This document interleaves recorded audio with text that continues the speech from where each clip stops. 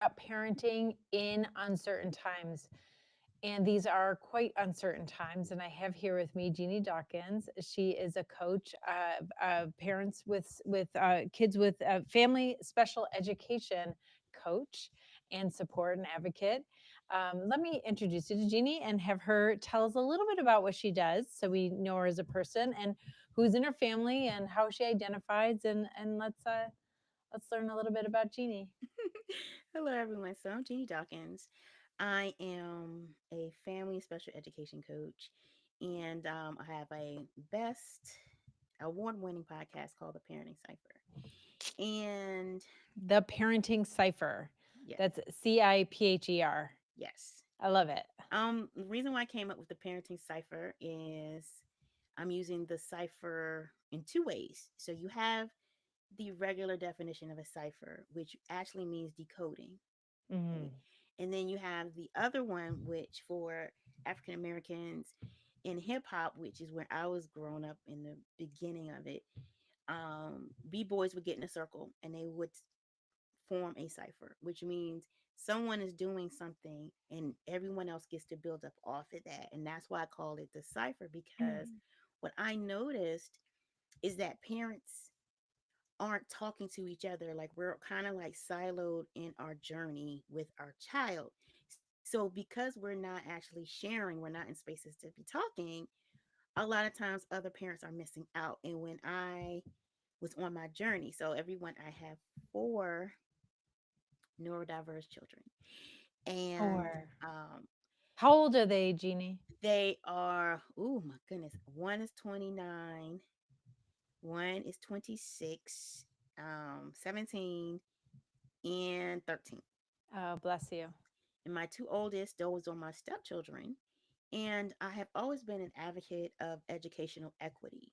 So, with that being said, my two oldest children were my test children. So, I put them in predominantly white schools and top tier private schools so I could make sure that one, they were being challenged, two, so that they learn, how to work around in the world, as well as the fact that when you put children in settings above above where they are. So for instance, I'm middle class, but they are going to school with wealthy families with mansions. So that shows them that this is not a far and in between dream. Hmm.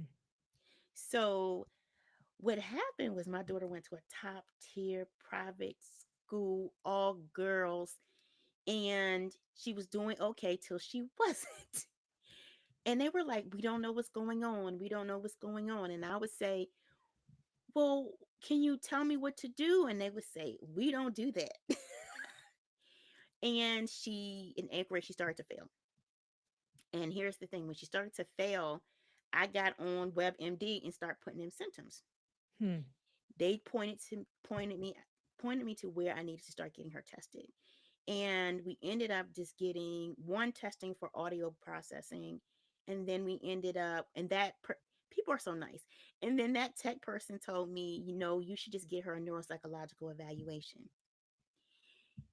I did, and you get what you pay for, but her school said they can't offer her a seat, and they paid for her to have the test. So my daughter had ADHD and she also had dysgraphia. So Hmm. Can you she tell us wasn't what dysgraphia is so for some people don't dysgraphia know? So dysgraphia could also be called stealth dyslexia. I just think it's cute. So what happens is what they hear and what they write are two different things. Hmm. So if she has to take notes and then she's studying those notes, she's not going to do well. Okay. And literally, she could be reading the book right now and you would ask her like, "What did you hear?" And it's something different. As a parent, I noticed it, but I was like, "Why are you missing? Why are you making stuff up? Like, why are you making why are you making stuff up?" So, but she started my second journey into special education. And for my now 17-year-old, I had to fight. Like I would ask questions. So instead of me leading, I was waiting for someone to support me.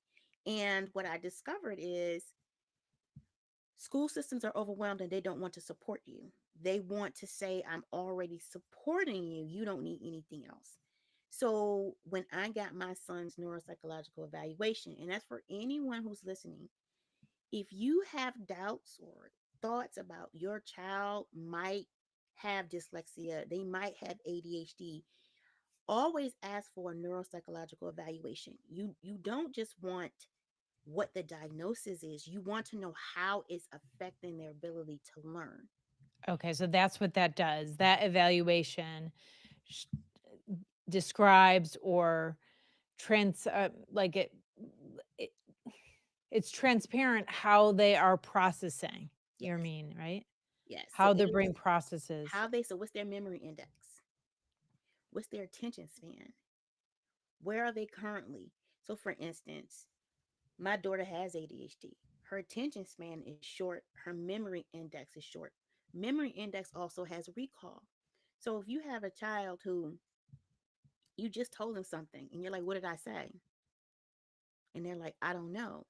That means that they might have issues with their memory index, which means what kind of support do they need? And this is beyond a child just having ADHD. You could have a child that has ADHD, but their memory index might not be severe. It might not be to the fact that they can't remember.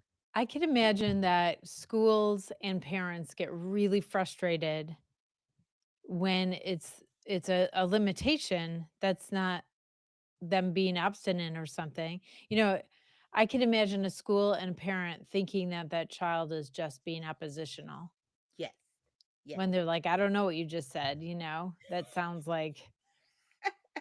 sounds rude, right? exactly. But it's so much. I always warn parents that if your school tells you, we think they have ADHD, and you're like, my God, you're helping me. What do we need to do? And they say, oh, we're going to test them for ADHD. Say no.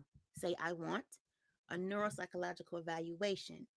Because once your child is only being tested, I like to say a silo, then it kind of sets your child up to fail. So what Mm. happens is ADHD, what people focus on is a behavioral. They don't focus on the cognitive, Yeah, right. right? You have the neuropsychological evaluation, then you're focused on both. You're seeing how it's affecting the child. Okay.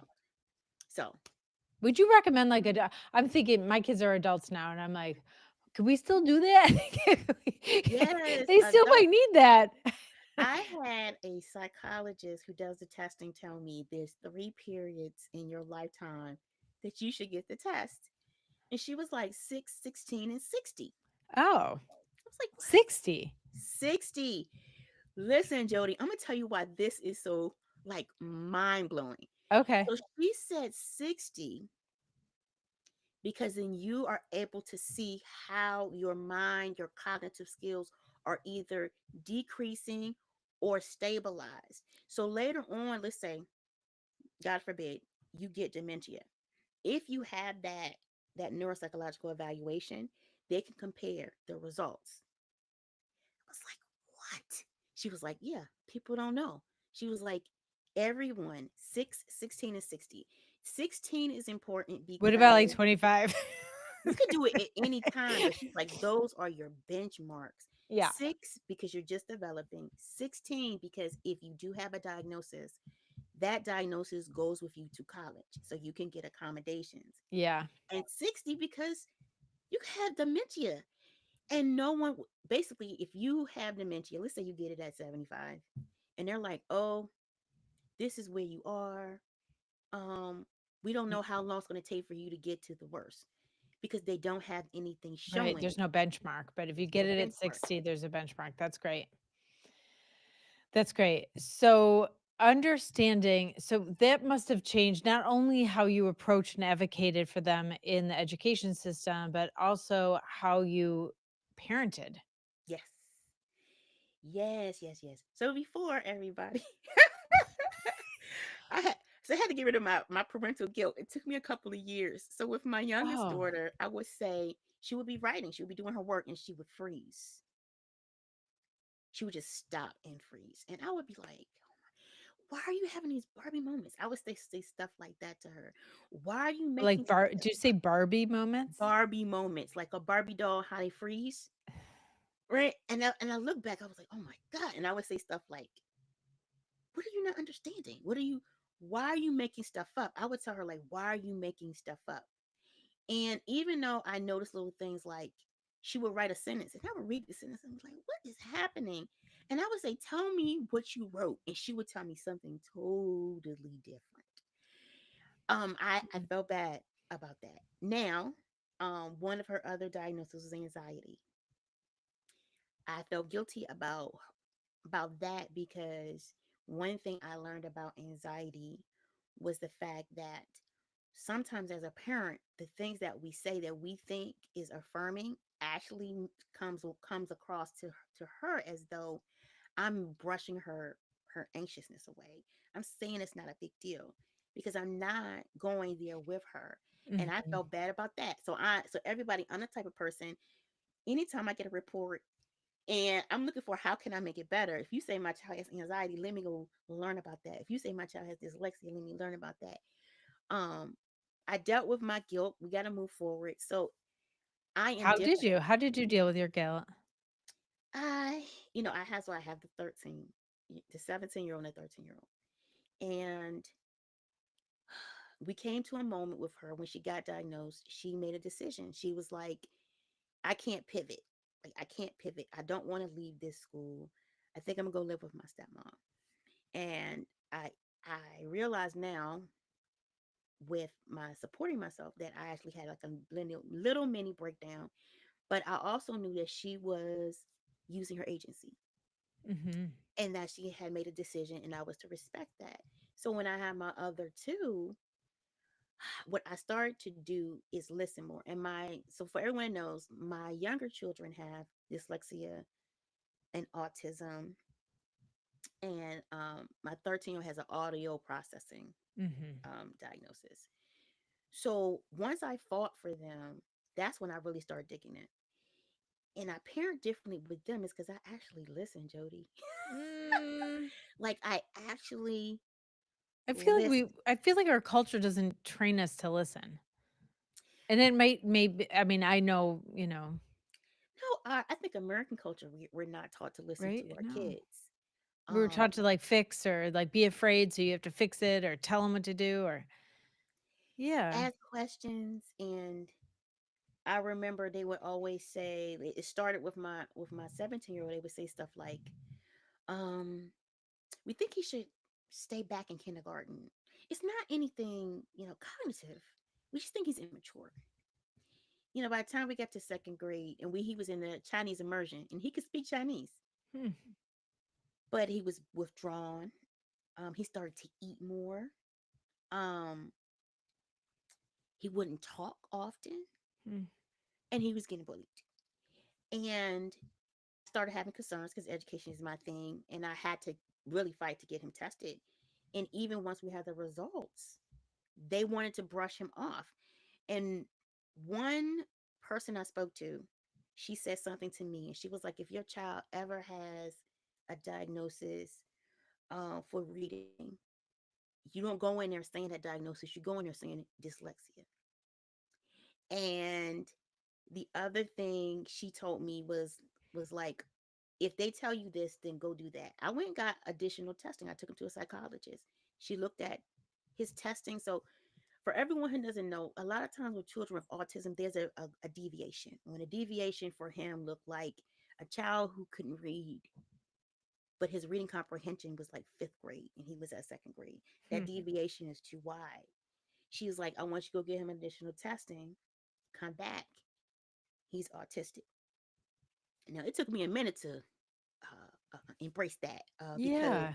I immediately thought of social media. Social media is better now, but back then, I don't know if you remember, Jody, if when they talked about autistic people, it was always the person rocking back and forth, banging their head, like the worst image possible. And I was looking at my kid like, nah, they don't have it. But I dug deeper and I actually came across another parent's blog, A Day in a Life. And I was like, wow, yeah, that's Hmm. fun. So you were in a silo basically and like you never saw autism presented this way before Mm-mm. and it was hard to imagine and And were these, like, white people telling you that your Yes. child was autistic? That probably is a whole Yes. other layer Yes. of complications to the inner protest, right? Yeah. But I was okay. We gotta go. Like I don't have time to be in denial.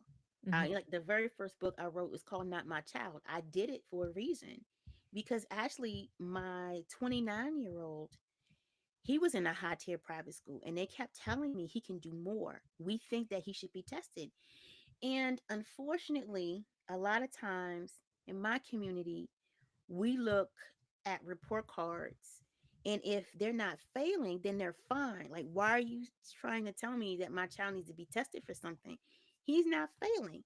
He wasn't failing. He was a BC student. So I didn't get it. However, I was like, no, not my child. However, when he went to college, he got accepted to 15 schools, SAT scores off the chart. He didn't make it. He had executive functioning disorder. I was acting as his executive functioning and I didn't mhm, know it. So that understanding that, we're mm. moving on to my younger kids. Can you say more about that? Because I think a lot of parents could relate to what To, you're saying, and they're probably all like, "What? That me?" And the pennies dropping for some. Could you talk about how parents could be the kids' executive skills and not realize it, and so then either kid's not developing them or they have limitations because of some processing issue? It could be either one, right? it could be When either one. So in a classroom setting, it's the kid that their notebook is disordered. They never bring, they always lose their homework, right? They're always losing their homework. Teachers are always saying that they're late. From a parent's perspective, being his executive functioning meant I had a clipboard, everybody. I had a clipboard, and I would go in and I would print out all the homework that was due for the week, and I would have on the clipboard, and I would say, "Okay, did you do it? Oh, let me see it. Let me see it. Put it in this folder right here. I just put you. Oh, okay, let me see you. Put it in the bag. Put it in the bag. Put it in the bag. Okay, now next." So I would do this mm, with him every day. Now, let's be clear. At this time, he is 15, 16, 17. I'm acting his executive functioning. I'm waking him up at particular times. I'm making sure he needs to be where he needs to be. But at the age of 16, 17, and 18, and they are moving on to being they need independent, to be doing that themselves. they need to be doing it themselves. Another way right now for my 13-year-old, um, we were trying to get him into a private school. So my 17-year-old does go to a private school for special education.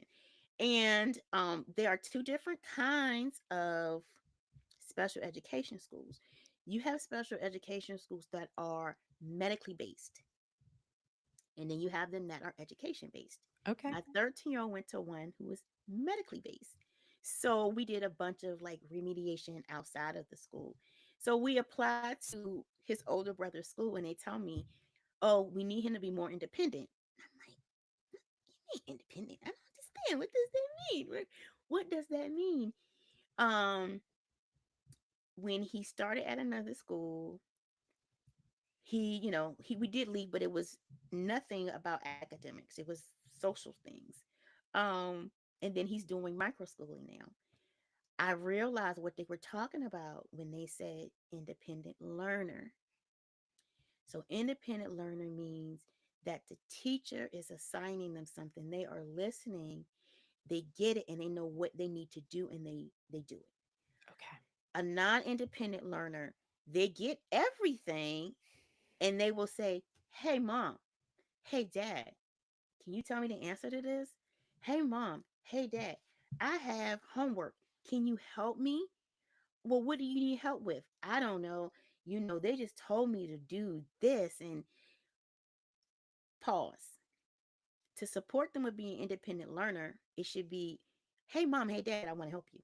Hey mom, hey dad, I want you to help me." Okay, what do you want me to help you with? Well, I have an assignment, but you haven't told me what you want me to help you with. What's the assignment?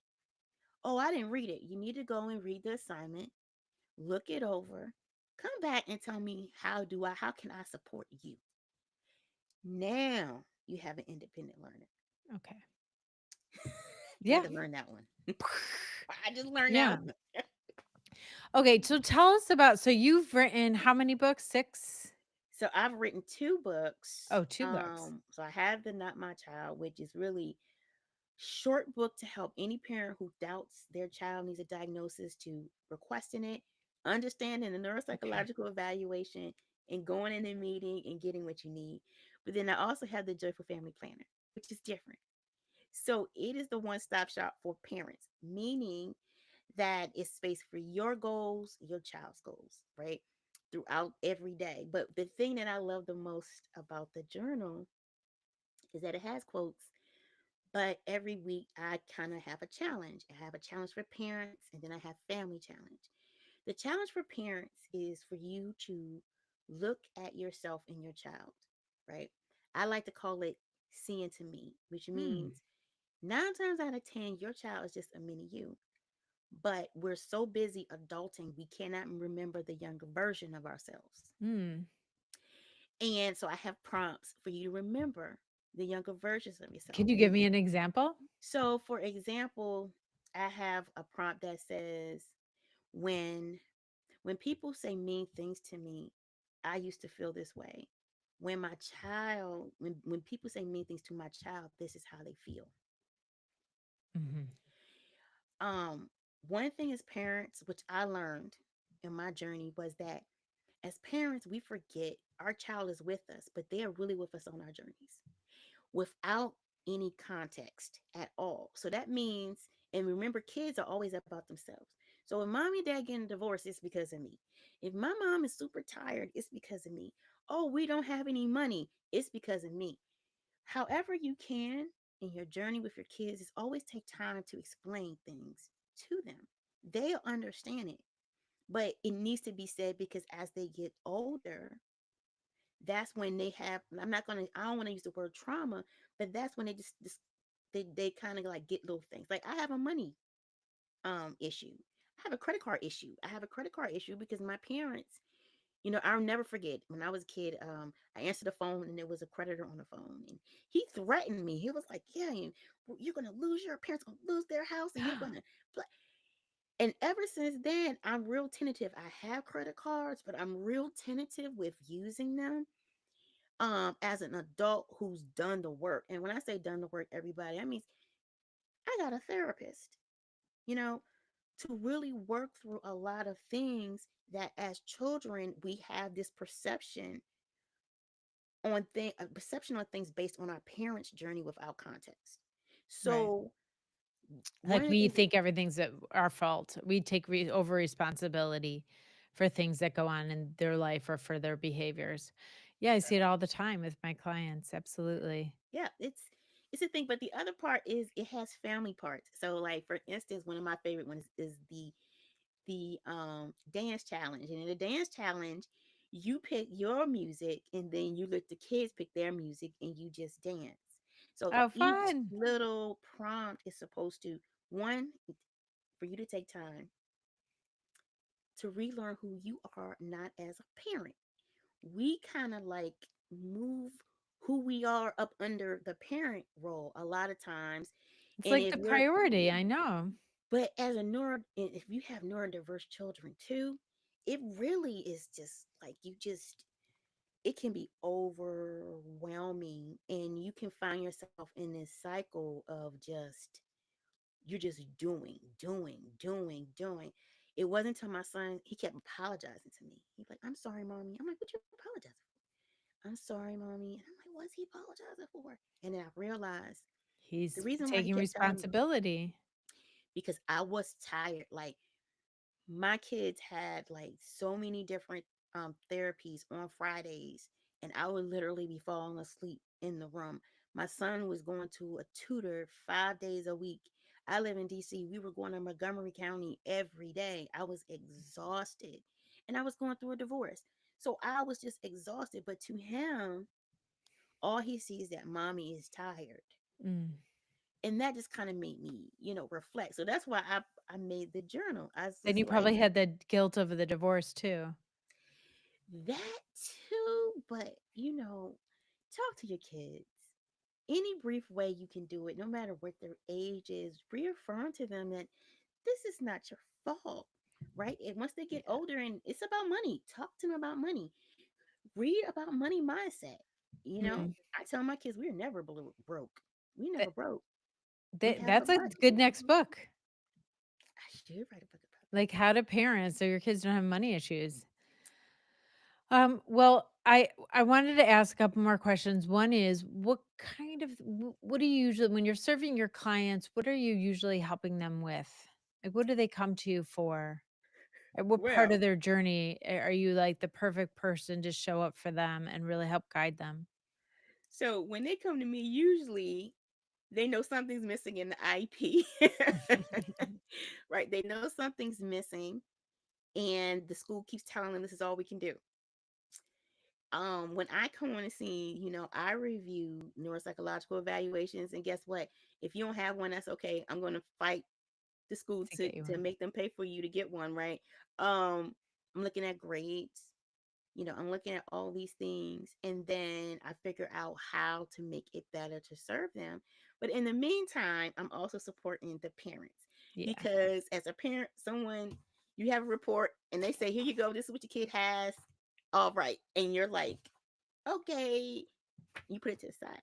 So because I have neurodiverse children, I basically coach them. So if your child has ADHD and you're like, "Yeah, they just belligerent. They don't want to do what I tell them to do," and I'm like, Mm. wait a minute now. Let's remember that they're not being belligerent. They can't remember what you said. And they're like, "Yeah, I mean, it's not that hard." I said, "Tell me what you told them. It's too many steps." They were like, "No, it's not." I said, "They cannot remember what you're talking about." I said, "It's too many steps." I said, "Let's do one and two for now and then see what happens." But I also give them resources. The Okay. very best thing that I had with my daughter was I went to Chad and I took a autism parent class. So that's like the cipher, right? You share stuff and you're greater together. Yes. You're greater together. Hmm. And are most of your clients people of color, or is that you specialize because it's a particularly Well, difficult situation if you have kids who are struggling in school and you're a person of color, is there extra struggles? there are extra struggles. There are extra struggles.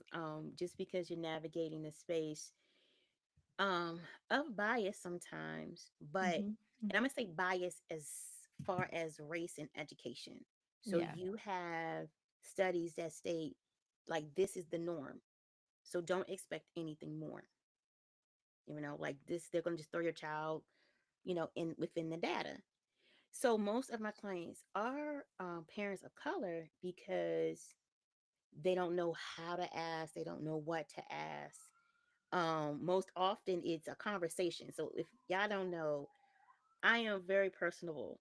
And You anytime are. people come to me and they're talking to me, all I hear is solutions. So I think in solutions. So I'm telling them what to do, and they're like, "Yeah, how much do you charge?" Like, "Assist is too much. I don't think I could do it." So, that's usually a thing, but also offering a place of security where you're seen and you're heard. I'm always making sure that I hear what they're saying, but I'm also conveying to them how the child is feeling. And Yeah. that's the most important part. I remember when you were on my podcast, the most important thing you talked about was agency. So I always talk to my families from that standpoint when it comes to their kids, even for my children. Agency. My son has shown more agency in the last 2 years that blow my mind. I like to the moment that I'm like, whoa, you're teaching me, because I've given him that space. Yeah. Yeah. So, and a lot of times parents are so busy, they don't have time to break things down and they really just want someone to tell them. Yeah. Yeah. I mean, we're not supposed to do any of this in a vacuum. We're not No. supposed to parent in a vacuum. We're not supposed to exist in a vacuum. We're social beings. So I love the work you're doing and the mission behind it to share. It's sharing resources. I think that's what, when I was studying, sometimes that's what, people of color don't have as much access to those resources, even educational resources, or this is what you do if this happens here. And so to be a light in this area is really beautiful. And Jeannie and I have known each other for a while. We've been on each other's podcast. I don't know how many years, but it's a couple different times, but and always a lovely conversation with you. Are you nervous about education and, how are you feeling? I mean, that's a dumb question. It's I a dumb am. question, but Yeah, I am nervous about education. So before, new administration, I researched. So I researched, what was coming out, what were the next things that were moving forward. And for um for neurodiverse children, I'm really concerned with the possible idea of breaking down the Department of Education. It is going to be a horror for parents because instead of you being able to get everything that you need from your school, you might have to go to 4, 5, or 7 different um, departments or agencies. You know, that's a horror for a parent. We already have issues when we're just in one place. Um, Children who are transitioning to high school now, they'll probably have to go to 3 different places to get the services to support them. um if they for can do that, If they can do there that. might not be there might not be access where they are to any services, and No, I mean, no. as a person of color, I'm looking at, the privatization of school. Now I'm privileged. I ain't gonna lie to anybody. Okay, so my kids go to private school. Yeah. And they go there on scholarship. um they got there, on their academic races, and they're still there. However, when I look at public school, the privatization of private schools, basically, a lot of times, for even when I was a kid, we always have moved to other schools because they offer better education. So that means that the neighboring school might not have that many students. When they do the privatization of schools, that means that those schools will close. All parents don't have the means to move their child to other places, right? No, they don't. Um, but how many schools are going to lose funding? And then let's even think about it. Okay, so they lose funding, you close the school. Where are those kids going to go? So now you're going to have an overflow of students. That's going to be a teacher student ratio concern. Yeah. Classes are already big. In the what services are going to drop, any extras that Yeah, are that, needed to support kids, those are going to fall away. Any mental health supports or yep, SEL stuff are going to fall away. uh you know any special ed funding is probably going to drop. yep, Yeah. yep. That's going to be the first thing that gets touched in Or these music and changes. art too, which is Yep. also a It's really great place for some kids to learn and process, what I love about music and art. I just feel like I want to say it, is that increased spatial reasoning. Yeah. That's one of the things that you can always tell of a They're school. smarter kids when they're exposed to art and music. Kids are more holistic, and they're smarter, and they're better skilled at a lot of things. So I Yeah, hope. Yeah. yeah. I Mm. mean, I'm concerned. I don't like these words scared, right? Because if we go into a place of being scared, then we're just responding. We're not being proactive. So Yeah. we need to look at the changes. Like if I was to tell parents who have neurodiverse kids right now to prepare themselves, the very first thing you need to do is make sure that your IEP is tight. And when I say tight, if you have a high school student, they should have a plan. They should have a plan that's attached to rehabilitation services that are basically puts them on track with college or high school. Because if you have it now, you don't have to worry about if this happens. Then now you have to figure out where to go to get it. Okay. Right. So just make sure that your IEP is really, really tight, especially high school students. All kids need it, but it's more important for high school students because this is what helps them transition to college Okay. and high school. But that would be Okay. my main tip for neurodiverse children. For everyone else, read your news, pay attention, right? Um, if you are in a school that you already have low attendance, everyone needs to start creating community. Everyone needs to start really participating in their schools. Just because funding stops or is limited doesn't mean that the school has to stop. The best schools that I found that do so well are the ones where the parents are driving Yeah. the funding. So, Or driving or just participating and being available to yeah, help being a resource for the school. being a resource for the school. Yeah, instead of when people are stressed out, they go us versus them. So there's parents against the teachers, the kids are Yep. against the teachers, the parents are against the kids, and you know, I And you see everybody's that, angry and and it's like mad. we're all in the same. We're all want the same thing, you know. We all want our kids to thrive and be good citizens and have a life that they love. And when you're stressed, we lash out at each other, and so that I mean, that's really the problem in the world right now is when we're stressed out or when we're afraid or when we feel powerless, we lash out at somebody else or try to get power over somebody else. Yep. And so we really have to come together as a community, be together, like each other, get to know each other. My uncle always said, my uncle just passed in December, and he said, and I love this so much. He said, once you know someone's story, you can't help but love them. And if we spend more time together, I'm Hmm. advocating for spending time in person, but even if it's like you and me, we haven't talked in a really long time. Our last podcast was like 2 years ago, I think. Yep.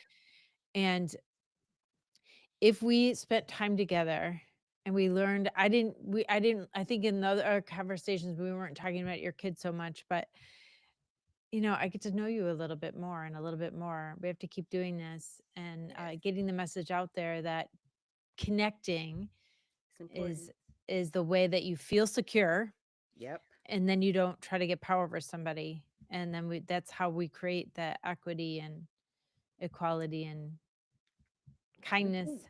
Yes, we can't let it overcome us. Because I'm gonna tell you, last week was a lot, and I was mentally blaming certain people. I'm blaming my sibling because I heard that they said such and such, and all in my head, everybody, all in my head, and I was like, oh, see, why are you doing this? I was like, you're scared, so you're trying to figure out someone to Mm, catch the backlash. So you need to mm, calm down and really focus on what you can focus on. And that's one thing I want to say to everybody during these times. Focus on one thing. Just focus on the one thing, and you'll be okay. yeah, that's beautiful. Thank you so much, Jeannie. I really loved having this conversation. We're going to keep doing this, having more conversations, but I think it's really important to think about people who are mostly at the margins. Yep. uh in that includes several, you're young, you're Yep. a person of color, you have some a learning a learning difference, Mhm. let's say. And it's like that's we need to stand together with everybody. So yeah, so everybody, I'm on every Monday at 8 p.m. Thank you so much for watching the show at Dr. Jodi. We're talking about parenting in uncertain times with Genie Dawkins. Go check out our website below. It's all her Instagram and her website and her podcast. You could find them all down there. You also could text Jody to 833-485-3845. Get on my text list. I text the whole group. You could text me back privately, ask me your questions. So you better get on that list to be part of the show's community. So I'm so glad. Thank you so much for watching. Anything to say to people as they take off tonight, Jeannie? All right, parents, listen. Be patient with yourself and be patient with your child. Y'all on this journey together for however long. You as parents are so much more than you think you are. Parents are so much more wonderful than they see themselves as. Oh And so I'm yes. really glad that you said that. All right. Well, thanks everybody. Here we go.